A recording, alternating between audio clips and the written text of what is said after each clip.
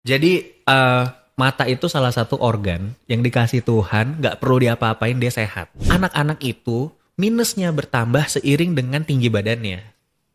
Kalau dia tinggi badannya masih naik, minusnya masih nambah. Ada nggak sih dok maksimalnya mungkin sehari itu berapa jam sih gitu yang aman buat mata? Kerja berapa jam sehari di komputer? 8 jam. Ya kan nggak bisa dong kita bilang, nggak boleh ya, dosisnya tuh cuma 1 jam loh. Lah, ini saya nggak kerja nanti kan. Miopia itu penyakit mata. Matanya itu nggak fokus, tapi kalau amblyopia itu penyakit yang disebabkan ngelihatnya nggak jelas dari kecil dan dibiarkan. Jadinya yang sakit otaknya. Tapi ada juga lensa kontak yang namanya orthoke. Kalau orthoke itu lensa kontaknya itu agak lebih tebal, customize untuk per orang, per pasien. Tapi dia ajaibnya dipakainya pas tidur. Pas tidur. Pas bangun tidur, minusnya hilang. Kalau scroll TikTok mungkin media sosial, gadget terus ada ngaruhnya nggak sih dok? Nambah matanya jadi minus misalkan?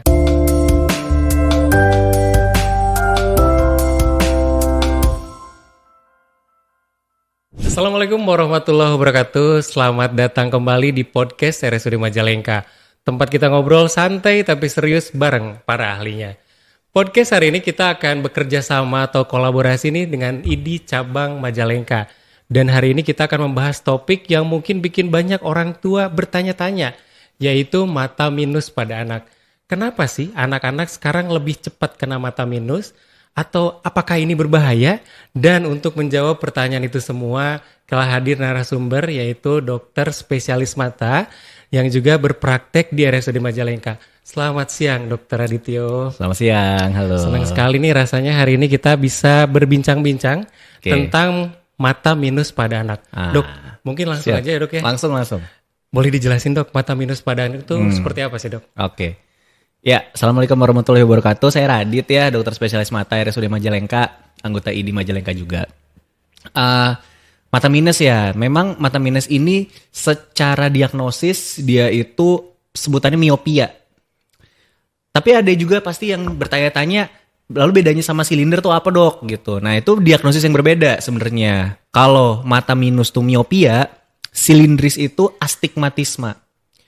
Pada prinsipnya sama lah. Kalau saya jelasin secara medisnya bagaimana, sebenarnya kayaknya tidak perlu untuk awam yang mengetahui ya. Cuma pada intinya itu tuh kemampuan manusia kalau melihat jelas.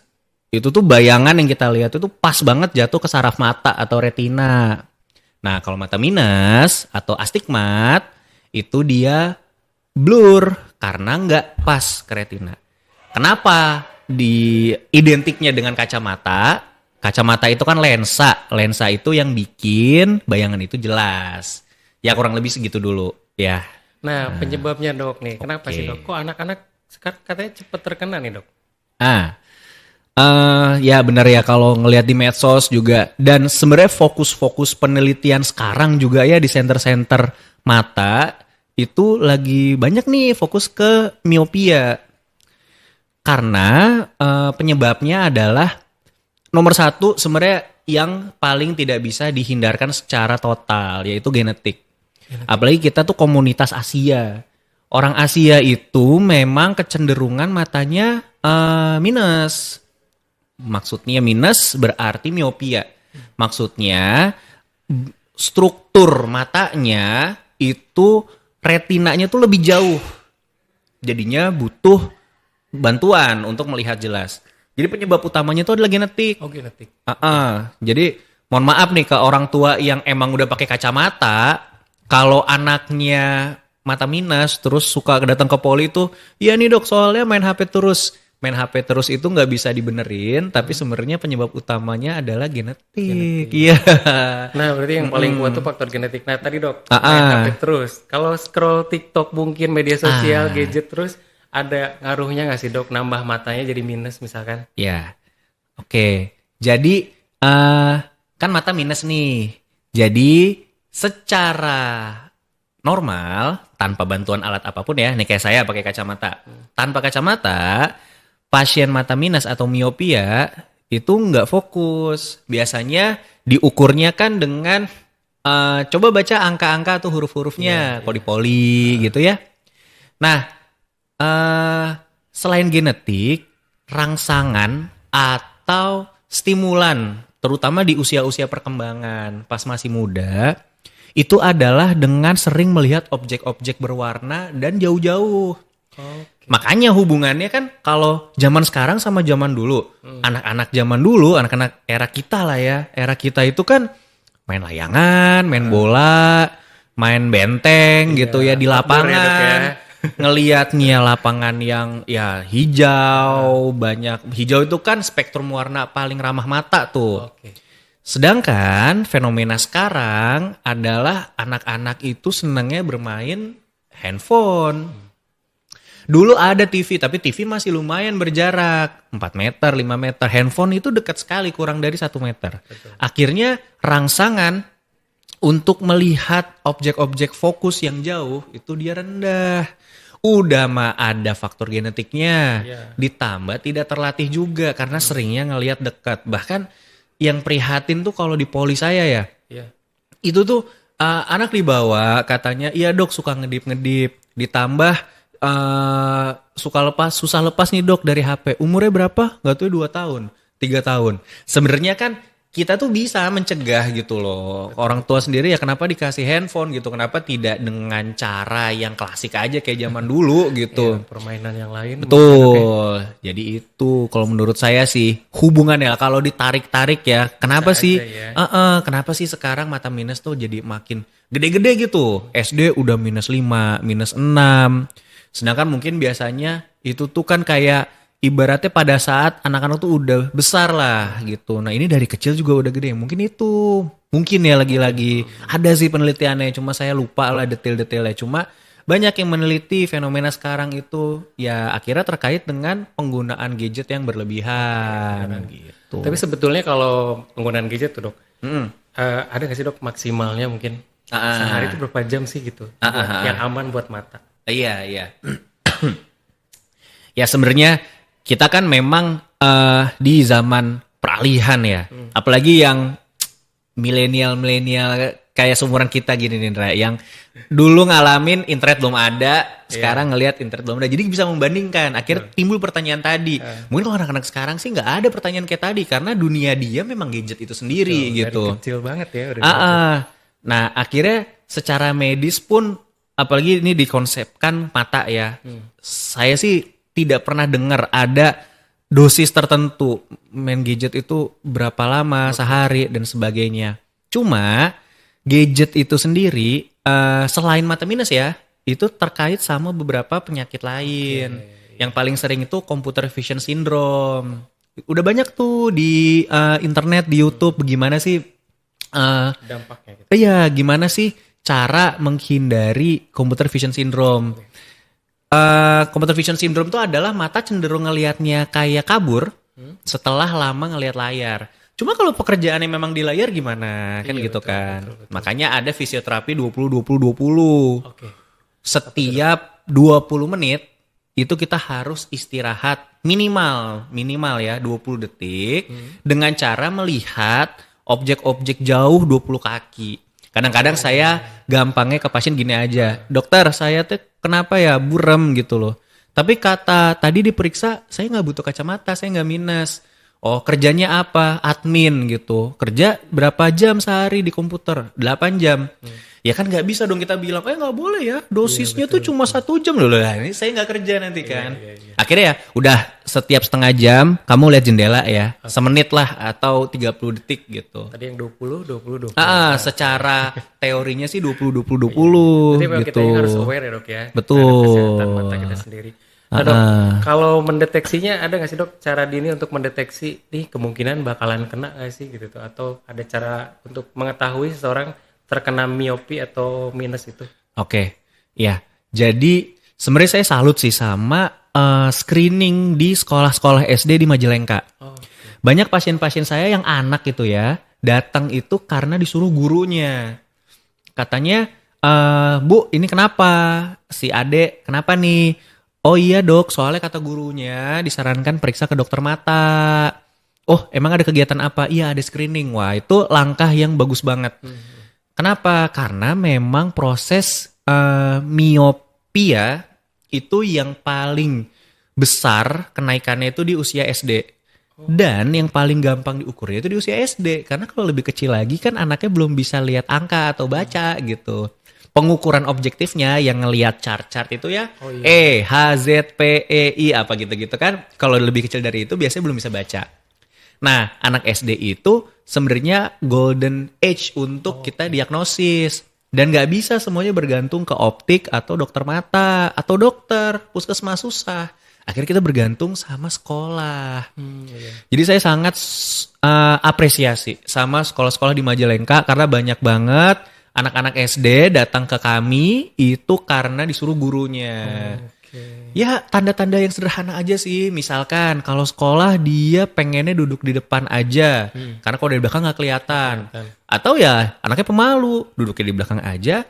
Dia nggak ngomong, prestasinya jelek. Gak ngelihat soalnya. Iya, jadi kalau ya video ini dilihat juga ya sama masyarakat gitu. Boleh juga menyarankan anaknya untuk dievaluasi kira-kira matanya minus atau enggak. Karena kalau terdeteksi dari awal, udah banyak nih caranya untuk menghambat biar minusnya itu nggak gede-gede amat gitu. Nah kalau misalkan ini dok, dampaknya dok, kalau dibiarin aja gitu ya, Oke. kan mungkin kalau kacamata itu hanya alat bantu ya dok ya. Betul. Tapi ada dampaknya nggak sih kalau kita biarin aja lah, udah nggak usah ditanganin gitu? Itu pertanyaan yang paling pentingnya justru. Kan dari tadi kita bahas nih, miopia itu genetika. Ya, lalu gimana dong? Apakah dibiarkan aja? Atau lalu kacamata nih, misalnya saya pakai kacamata, ini tuh bersifat alat bantu aja atau terapi gitu kan? Betul. Jawabannya adalah kacamata adalah terapi. Oh terapi juga. Betul, karena musuhnya miopia, kelanjutannya adalah mata malas atau ambliopia. Mata malas. Betul. Miopia itu penyakit mata, matanya itu nggak fokus. Tapi kalau ambliopia itu penyakit yang disebabkan ngelihatnya nggak jelas dari kecil dan dibiarkan. Jadinya yang sakit otaknya. Otaknya nggak mau nerima bayangan yang bagus pada saat dewasa.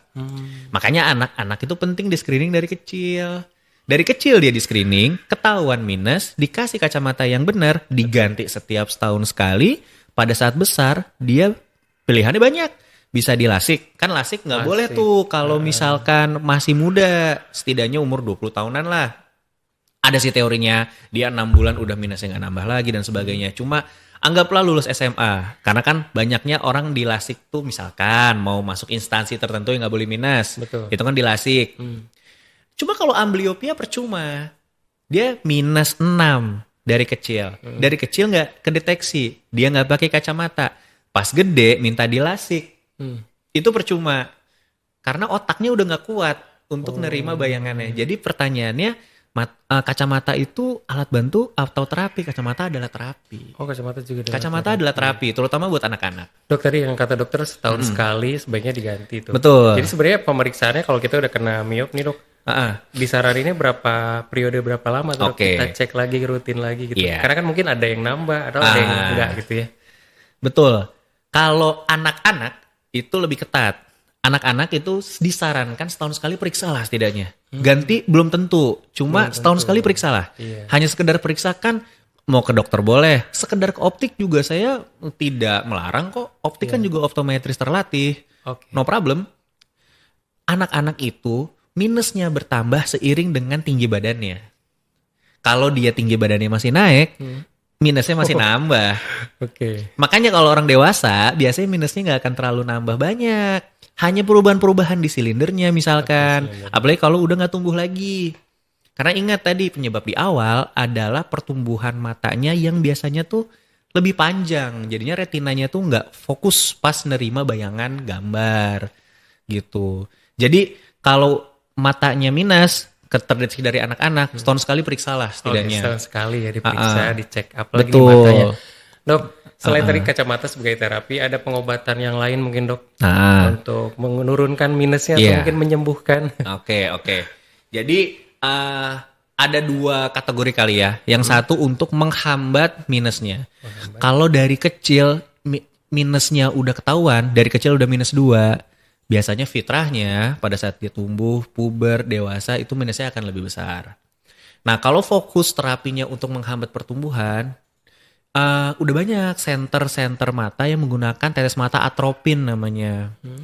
Tetes mata atropin itu ya singkat kata mekanisme aksinya bisa menghambat pertumbuhan mata minus. Oke. Cuma cara penggunaannya nggak boleh pakai sendiri ya. Tetap dokter pun biasanya dokter mata yang terlatih dalam bidang ini. Biasanya dokter mata khusus anak. Nah cuma kalau fokusnya adalah menghilangkan minus itu sendiri, let's say sudah dewasa, wah itu juga udah makin banyak pilihannya. Yang paling terkenal LASIK ya. LASIK itu kan udah lama. Cuma ya memang sayangnya masih lumayan premium. Apalagi kita di Majalengka kan basisnya masih JKN ya. Sering tuh banyak yang nanya, bisa nggak dok pakai? Wah mohon maaf mungkin belum ya. Mana tahu ya suatu hari ya tiba-tiba JKN bisa LASIK. Wah mantap. Yang kedua LASIK itu tapi harus kita tahu bahwa nggak semua mata minus bisa dilasik. Oh nggak semua. Kalau udah di atas 8, 9 apalagi belasan itu udah nggak aman untuk dilasik. Berarti harus di bawah 8 dok. Iya, kurang lebih segituan lah ya. Itu nggak angka pasti. Nah nanti ada lagi tuh opsi-opsi pilihannya, operasi yang berbeda. Mirip kayak operasi katarak, cuma tanpa dibuang kataraknya. Namanya ICL. Itu kalau kita ngobrolin itu panjang ya. Dan mungkin saya bukan ahlinya yang banget-banget mendalami. Tapi cuma nanti mungkin bisa ya dok ya. Iya, Topik ini kita angkat. itu tuh topik yang menarik buat umum. Klasik nih. Banyak yang pengen tahu juga. Mungkin banyak juga kan yang nggak nyaman dengan kacamata ya dok ya. Betul. Ada juga yang solusinya lensa kontak. Oh lensa kontak bisa ya. Nah, lensa kontak itu ada yang lensa kontak yang kita kenal ya untuk mengkompensasi mata minus. Tapi ada juga lensa kontak yang namanya ortho-K. Kalau ortho-K itu lensa kontaknya itu agak lebih tebal, customize untuk per orang, per pasien. Tapi dia ajaibnya dipakainya pas tidur. Pas tidur. Pas bangun tidur, minusnya hilang. Nah, cuma nggak semalam beres. Besok pakai lagi. Sampai akhirnya nanti ada goals pencapaian dari mata minus. Menarik gitu. Ya intinya menarik lah. Mata minus nih menarik banget. Dari anak kecil sampai dewasa Soalnya itu kebanyakan banyak. tahu itu tentang kacamata aja dok. Betul. Sama itu tadi LASIK mungkin sering-sering denger ya. Tapi yang paling umum ya kacamata. Dok Iya. tadi kan udah jelasin nih dari mulai dari penyebabnya ya, kemudian sampai ke pengobatannya. Iya. Tipsnya mungkin dok. Oke, tipsnya ya. Tipsnya biar mata kita tetap sehat dan mungkin yang nggak kena miopi ya nggak akan kena gitu ya. Iya. Jadi mata itu salah satu organ yang dikasih Tuhan, nggak perlu diapa-apain dia sehat. Pertama prinsipnya itu dulu. Jadi kita jaga aja biar dia terlindungi. Kalau kerjaannya sering di motor ya mbok helmnya tertutup lah, yang gitu-gitu loh. Pakai kacamata pelindung. Yang suka main padel janganlah nggak pakai kacamata pelindung. Udah banyak tuh di konten-konten kan. Kena ini dok. Kena karena bola. kalau kita main sepak bola atau voli, bolanya kan gede. Ya. Dia kalau ke mata biasanya terlindung sama tulang dulu tuh. Tapi kalau dulu mah klasiknya bulu tangkis ya. Cuma sekarang ada olahraga baru nih, padel gitu kan. Nah, itu tuh bolanya kecil. Jadi kena mata tuh langsung ke bola mata. Sangat mungkin ya. Itu bisa permanen loh. Blindness-nya itu bisa permanen. Kebutaan, dok. Iya. Gak main-main ya. Di Berarti karena beberapa trauma itu. Di beberapa derajat penyakitnya tertentu itu bersifat permanen. Itu jangan ragu untuk konsultasi kalau ada keluhan sering gatel, sering merah, takutnya alergi. Dan kalau kembali ke mata minus ya kalau kita punya anak, kita juga udah pakai kacamata, periksain lah kalau udah SD. Karena terdeteksi sejak awal itu dapat penanganan lebih awal. Penanganan lebih awal itu progresif minusnya akan lebih tertahan dan lebih mudah diobati. Siap. Ya generalnya gitulah. Betul ya. Jadi walaupun memang sudah genetik, tapi kalau terdeteksi lebih awal, penanganannya akan lebih awal lagi ya. Jadi minusnya lebih bisa tertangani. Oke dok, terima kasih banyak nih. Informasi yang sangat jelas sekali. Jadi pengen podcast yang lain nih dok. Banyak sekali topik dari mata ini yang menarik. Tapi nanti kita akan podcast di lain waktu, di episode-episode selanjutnya. Yang jelas dokter terima kasih banyak. Sama-sama. Dan buat wargi Majalengka, di RSUD Majalengka tentunya sudah ada poliklinik mata dari Senin sampai hari Jumat. Jadi kalau mau konsultasi nih, mau tadi deteksi mata minusnya, jangan ragu untuk datang ke poliklinik mata RSUD Majalengka. Terima kasih atas perhatiannya. Demikian untuk podcast kita hari ini. Tetap jaga kesehatan mata kita supaya tidak terkena mata minus. Billahi taufiq wal hidayah. Assalamualaikum warahmatullahi wabarakatuh.